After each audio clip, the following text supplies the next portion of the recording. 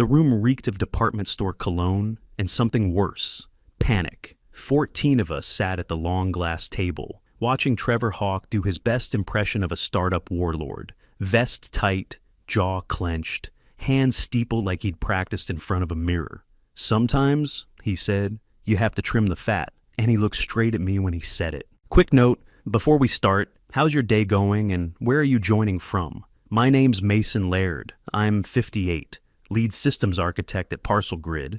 At least I was. I've been here since the first release, back when uptime wasn't a brag, it was a miracle. I'm the guy who built the system that kept this circus moving. So when Trevor locked eyes with me, I knew what this was. He wanted a public firing, something loud, something humiliating. Q3 release shipped with 0 downtime, I said, calm as I could. You cut now? You're cutting muscle. Trevor smirked. You're still running that antique stack like it belongs in a museum. My spine went cold, not from fear, from rage. He called my architecture antique like the servers were made of stone tablets. Then he said it. We're restructuring. Your role is now redundant. A beat. No reaction from the team. Eyes dropped to laptops. Not even Luis, my number 2, looked up. I saw the security badge poking out of Trevor's vest pocket. Security has a box for you downstairs. They wanted to drag me out in front of everyone, humiliate me, and right then, buzz. My phone on the table lit up. Karen Doyle, North Hall, VP Engineering. We met years ago at a conference in Dallas. She's tried to poach me twice. I thumbed speaker. Her voice came through clear. Mason, if you're free, I'll double your base. 285, 80 signing, 19.5 RSUs. Titles Principal Infra. I can send the docs in 10. Trevor chuckled like it was cute. This theater's adorable. I didn't blink. I said, Karen, you're on speaker with the COO who just called me obsolete. She heard him, didn't flinch. Send the doc, I said. Sent, she replied. My email pinged before her voice faded. Trevor tried to play it off. Any boot camp grad could run your system. Luis finally looked up. Karen co-authored the sharding paper you misquoted at the conference you skipped. The room froze. I didn't gloat. I slid my badge across the table. You've got your wish, I said. And I walked. Right past the glass wall. Straight through the fake oxygen and silent stairs. I was 2 steps from the door when Trevor called out. Mason, hold up. We need the root MFA off your phone. I stopped, hand on the doorframe, and turned just enough to catch his face. You're serious? He crossed his arms like a cop pulling rank. Just transfer it. Takes 5 minutes. I almost laughed. You really want to play this game, Trevor? He didn't say anything. The room watched like a tennis match. I walked back 3 slow steps and said it clear. Policy 4.3, paragraph B, your own handbook. I'm prohibited from accessing protected systems after termination. You ended my employment 5 minutes ago. He blinked. We're telling you to authorize it. I shook my head. Then you're authorizing a non-employee to handle root credentials. That voids your SOC2 and triggers a breach with your insurer. The air drained out of the room like someone popped the pressure valve. Luis sat stiff, jaw locked. 2 junior devs looked like they were trying to disappear into their hoodies. The HR woman scribbled something, fast. I kept my voice calm and cold. You don't get to fire me and ask me to save your audit. Pick one. Trevor opened his mouth, then closed it. He glanced around, realizing too late he didn't have backup. I tapped my phone screen, showed them the home screen, then powered it off. Badges on the table, I said, but I'm walking out clean. Nobody stopped me this time. Outside the glass, the hallway felt cooler, like stepping out of a fish tank. I didn't rush, not because I wanted to drag it out, but because that slow walk down the hallway was the best damn silence I'd had in years. The elevator was halfway down when I heard the lobby doors open behind me. Mason, deep voice, older, familiar. I turned. Leonard Hawk, rain dripping off his busted umbrella, suit damp at the edges. The founder, Trevor's father. The guy who used to walk the floor every Friday and ask what we needed. Why are you leaving early? He asked. I looked him in the eye. You didn't know. His jaw tightened just slightly. Know what? I was fired this morning. No warning, no cause. I let that hang. So the non-compete's dead. I watched him process that. His mouth opened, then shut again. He turned and stared back at the building behind me, like he was seeing it new. "I'll fix this," he said finally. I shook my head. "You'll want to run that by legal before you promise anything. I already signed with North Hall." He looked stunned. "That fast?" "No, Leonard," I said, and my voice dropped. "That overdue." A gust hit. Cold, sharp. Rain picked up, peppering the sidewalk like warning shots. I didn't wait for him to respond. I nodded once, walked toward the parking garage, and slid into my old Silverado. The bench seat creaked like always. I gripped the wheel hard. My hands were shaking. Not from fear, not from doubt. It was adrenaline, like stepping off the wire and landing clean. As I backed out of the spot, I caught the building in my mirror. Leonard still stood there, umbrella crooked, eyes on the glass like it had just betrayed him. I didn't honk, didn't wave. I just drove. By the time I walked into North Hall's office, the rain had stopped, but the sky was still the color of wet concrete. Their space sat 3 floors up in a clean building by the water. Glass walls, matte steel, none of the startup gimmicks. It felt grown up. The espresso machine hissed in the kitchen corner. Someone handed me a cup without asking. It didn't taste burnt. Karen met me near the glass conference room and gave a small nod. No welcome speech. Just said, "Glad you're here." She walked me over to the team. 6 engineers, compact squad. Average age, maybe 30. They didn't size me up. They asked questions, listened when I answered, made notes. That alone told me I'd landed in a different kind of place. We spent the first day reviewing their infra plan. By lunch, I had a login. By day 2, a desk. Real chair, real keyboard, no cubicle nonsense. Still, I kept one tab open. Parcel Grid's public status page. Just sitting there. Corner of my second monitor like a sore tooth you keep pressing. Old habit, not healthy. But habits aren't polite. On day 3, right before lunch, signal pinged. Luis.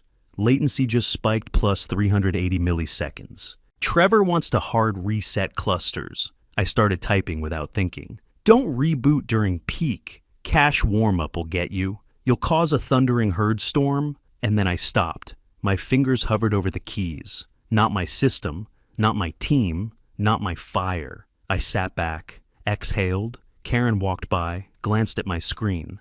Her eyes landed on the open status tab. She didn't flinch, didn't judge, just said, "We're building forward, Mason." I nodded, killed the tab. 5 minutes later, I reopened it, quietly. That afternoon, I caught a tiny jitter in their API feed. Nothing major, just a 0.5% deviation, probably from overpooling. Thing is, good architecture coasts for a while before it crumbles. I didn't send a message. Instead, I pulled up North Hall's spec draft and started sketching the load-shedding playbook we'd talked about. Added a gate system that could detect rainy night driver spikes and balance them without delay. Karen wanted routing smart enough to know when humans make dumb decisions. Doublebacks, wrong exits, stoplight loops. I built the first logic block before sunset. The office emptied out by 6. People went home.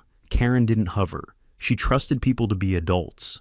That was new. I stayed another hour just tuning cues, pushed a quick internal doc on latency fallbacks, added a comment, "Use this when it's not the server's fault." Around 7:30, I leaned back and looked out the window. Boats moved slow under the gray sky, all taillights and reflections. Somewhere across town, Trevor was probably pacing with his hands on his head, screaming at consultants who still didn't understand the boot order. North Hall didn't need saving. They needed building, and I was good at that. I closed my laptop. The coffee machine clicked off behind me. Time to go home. Friday, 4:10 p.m. I was in North Hall's break room pouring the last inch of stale coffee into a paper cup when my phone lit up. Luis, dark. Just one word. No punctuation. I opened a private status tab. Parcel Grid's network graph looked like someone had yanked the plug and kicked the server for good measure. Latency redlined, uptime flatlined. No live traffic on the driver map. Just static tiles and silence. Then the flood started.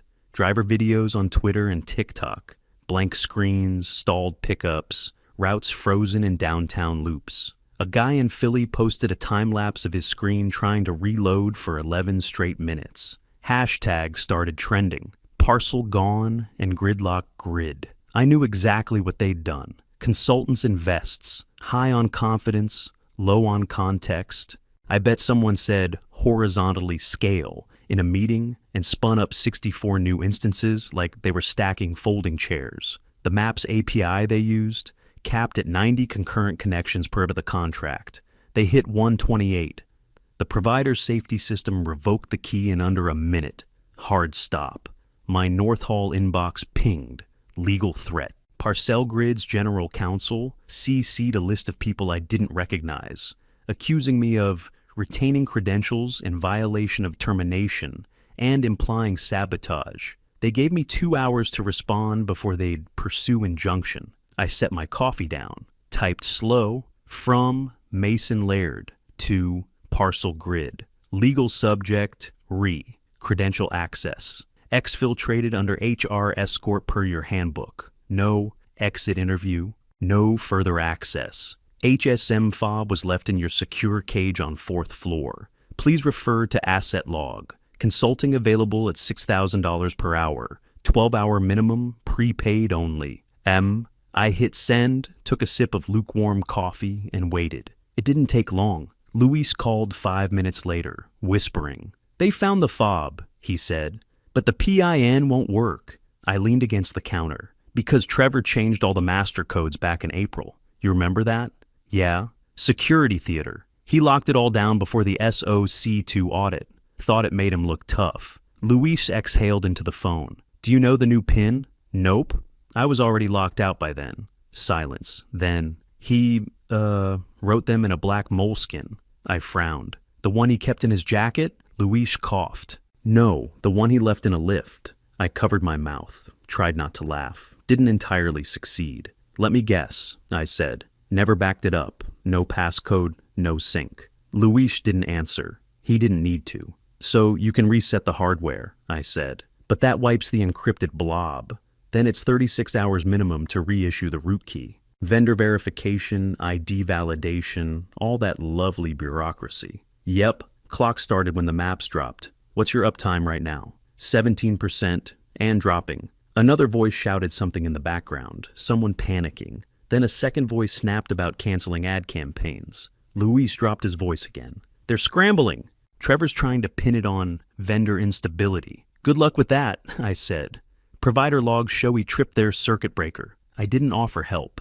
Didn't suggest a fix. I wasn't their guy anymore. I ended the call and finished my coffee in one long swallow. Walked back to my desk. Opened up the system spec for North Hall's smart rerouting logic, the one we'd been testing with synthetic traffic. I added a comment under the request throttling rule, limit concurrency at ingress, don't be Trevor. Then I got back to work. I was home, standing at the sink peeling the foil off a bottle of store brand Red, when the video hit my inbox. No subject line, no signature, just a link in a single word. Watch. I clicked. It was an emergency board session at Parcel Grid. Unlisted video, off angle, like someone forgot to shut off the conference room AV. Camera pointed just slightly down from the ceiling. Accidental gold. Leonard sat at the far end, silent, eyes dull. Trevor in the middle, shoulders tight, tapping a pen like he thought it made him look in control. And then there was Nadia Chen. Clean blazer, calm voice, and the quiet kind of power that doesn't waste movement. She scrolled once on her tablet and started.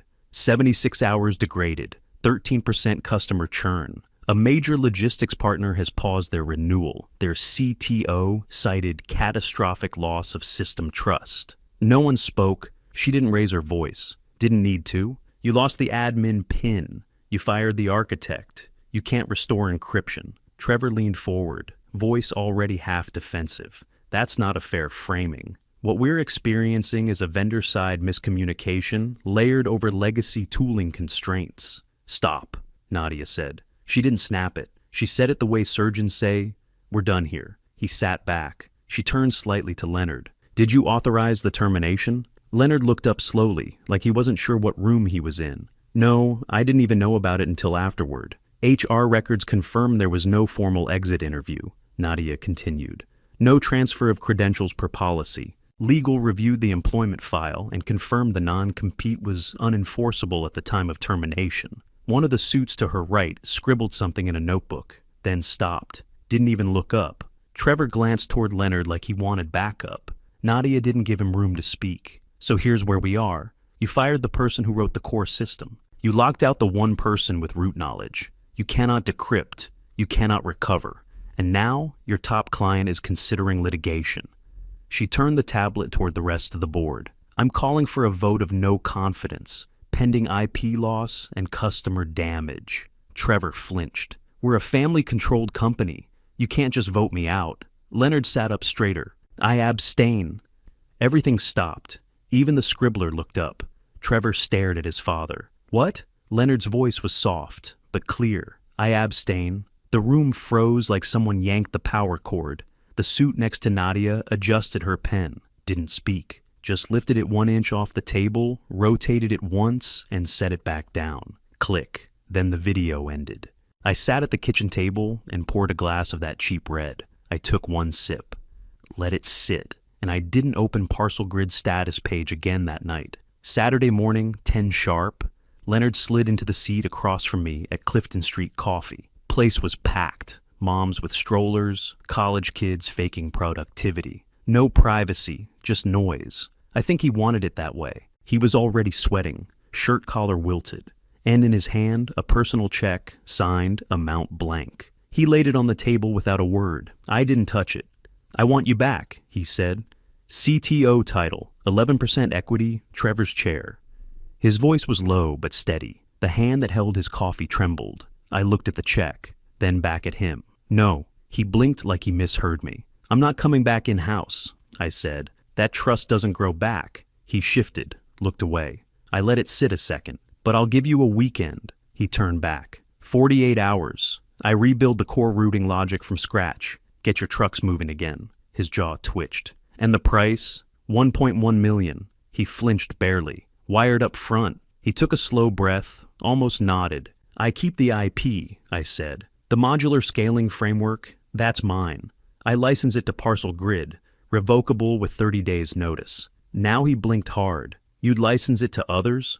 Already in motion, North Hall's using a variant, and I'm not stealing anything.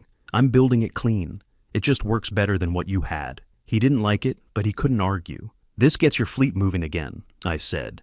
And if you ever fall behind again, I'll charge you to catch up. He nodded slowly. Fine. One more thing. His eyes met mine. Trevor's barred from the building while I'm there. I don't want modern energy near power tools. He stared for a beat, then gave a dry, tired chuckle. Deal. I finally picked up the check, folded it once, tucked it into my jacket. We start at 7 Friday night. You'll have it by Sunday morning. He reached for his phone. I'll call legal. No lawyers during build. Contract goes out Monday. You get my word for the weekend. That's all. Leonard didn't argue.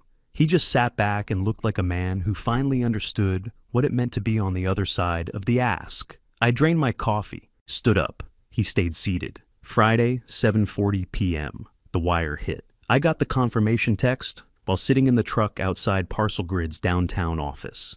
Same Silverado I'd driven every day for the last 11 years. I watched the number clear, then stepped out into the wet street. Security waved me in. They'd been briefed. One scanned my bag, the other pointed to the elevator and didn't make small talk. The building felt different after hours.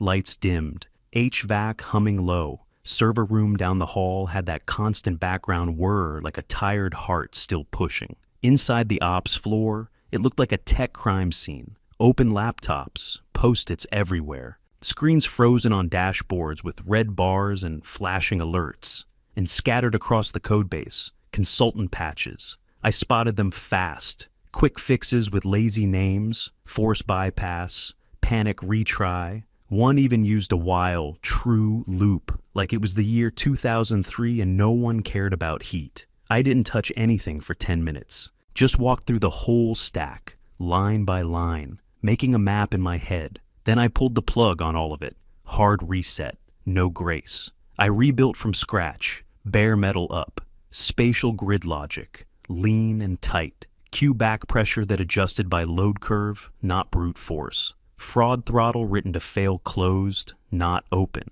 No time bombs, no, we'll fix it later. Just the old math made better. I didn't chase clever, I chased stable. Every commit had a header. Mason layered systems, LLC, license revocable.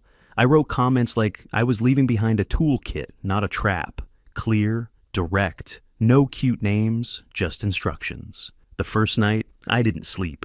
I didn't need to. I ran on muscle memory and espresso. Saturday, I tuned routing weight. Built a watchdog that kicked the queue if it started to pool. I wrote a toggle to switch routing logic at runtime with no restart. 0 downtime swaps. Trevor never figured that part out. Never cared to. By 3 a.m., Sunday my legs ached, but the code was holding. Logs were clean. Garbage collection stayed low. Network calls tight and mean. Sunrise rolled in through the narrow windows. Gray and dull, but the kind of light that says done enough to matter. Dashboard showed green across the board. Latency averaged 12 milliseconds. Throughput hit 52,000 per second. API was steady. I pushed, watched the graphs flatten, and finally breathed. Then the phone buzzed. North Hall PR. Spectra route shipping today. Coverage map goes live at noon. Congrats. I stared at the message for a long second. Not because I was surprised, but because the contrast snapped into focus right then. This, what I'd just done for Parcel Grid, this was a spare tire, a patch, a way to get the family van back home when it shouldn't have been on the road in the first place. Spectra route was different. That was the new chassis, the future, designed clean. Built right, I saved their weekend. But my hands weren't on their wheel anymore. 3 months later, Parcel Grid had steadied. The graphs held. No crashes, no headlines. Drivers weren't thrilled, but the trucks ran on time. They'd become the safe choice, not the sharp one. Conservative routing, heavier buffers, low-risk contracts, reliable in the boring kind of way. Trevor, gone. Pursuing new projects, according to the press release. Word was he tried to start an AI logistics startup out in Phoenix. VCS weren't biting. The board brought in Tanya Greer, ex-SAP, buttoned up in budget first. She didn't make noise, just ran the numbers and cleaned house. She called me on the 1st of every month sharp, asking to renew the license. I answered on the second ring, never the first. At North Hall, things moved faster. Karen slid me into chief infrastructure strategist. No ceremony, no speech. Just handed me a new badge and said, build what lasts. Smaller team now, higher density. Engineers that didn't flinch when systems groaned. Nobody gave lectures about antique code. They cared about latency curves and fault domains and cold start regression. Spectra route shipped in 6 more states by mid-quarter. By the end of month 3, we were beating Parcel Grid by close to 4 minutes per route and shaving 6 cents off per mile. That's the kind of margin finance people actually read. Leonard emailed once, short and polite, asked about a retainer and minor optimizations for the framework. I forwarded it to North Hall Legal, added a note, and doubled my external rate. Got a polite reply. No follow-up, no hard feelings, just invoices. I started sleeping better, not longer, just better. No 5 a.m. ping from a dying cluster. No second-guessing someone else's config at midnight. My body caught up. I lifted a moving box at home and realized my back didn't bark. First time in 10 years. Funny how being needed in the right place settles in your bones. Doesn't ask for attention. It just shows up. We were in a real conference room this time. Seattle, downtown. Real walls, real glass, no beanbag chairs or neon logos. Paper cups, decent champagne. Nothing performative. Karen raised her glass and nodded at me. No speech, just that look that says you did the damn thing. I nodded back. Behind my eyes, I saw it. Trevor standing over me in that stupid vest, calling me obsolete in front of my team. I remember that half second where I stood there like a fool, frozen. Just half a beat. Then I decided not to. The revenge wasn't the million, wasn't the boardroom video, or the look on Leonard's face when he realized what Trevor cost him. Wasn't even the emails where they called the blackout a minor service incident, like the internet didn't have receipts. The payback was quieter, smaller and louder at the same time. I left, I took what I knew and built something better. I priced my time like it meant something. Parcel Grid still runs on the framework I wrote in 48 hours. Every month they wire the license fee on schedule. If they ever stop, I pull the key. No warning, no grace, just off. North Hall runs on the system we're building now. Leaner, smarter, made to grow. My name's in the license file. Karen made sure of that. The team's younger, sharper. They bring me problems, not speeches. They care when something groans at scale. They don't smile and say, "It's fine." Karen checks me when I drift into old habits. Like using duct tape when there's time to weld. I listen. I keep the moleskin thing close now. Write the codes down, keep them where I can find them. Not in a jacket, not in a ride share. Backup of the backup, written clean. I still drive the Silverado. Paint's chipped. Bench seat's a little crooked. Annoys the hell out of the valet line when we pull up for client dinners. That's fine. Truck keeps you honest. Reminds you what breaks when you overload it. Trim the fat, he said. That always means cut the ones holding the line at 2 a.m. I didn't argue. I didn't beg. I used their rules. Walked out legal, clean, paid. I'm not mad anymore. The story ends like this. They thought I was a relic. Turns out I was infrastructure. And now I own the parts that matter.